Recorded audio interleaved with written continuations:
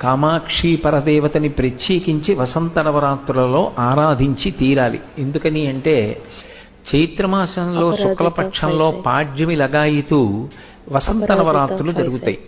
అమ్మవారిని ఆరాధన చేస్తారు. అమ్మవారిని ఆరాధన చేసేటప్పుడు కూడా ఏ ఏ రూపాలతో ఆరాధన చెయ్యాలో శాస్త్రం విధించింది. శారదా నవరాత్రుల కాలంలో యమధర్మరాజు గారి యొక్క ఒక దంస్ట్ర అంటే ఒక కూర బయటికి వస్తుంది. వసంత నవరాత్రులలో రెండవ కూర బయటికి వస్తుంది.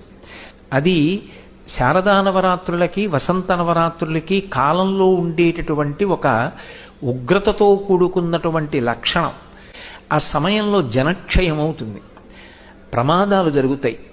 వీటి నుంచి కాపాడుకోవడానికి మార్గమేది అని అడిగారు. ఈ వసంత నవరాత్రులలో అమ్మవారి యొక్క సాత్విక స్వరూపారాధనం జరగాలి. అంటే చక్కగా అమ్మవారి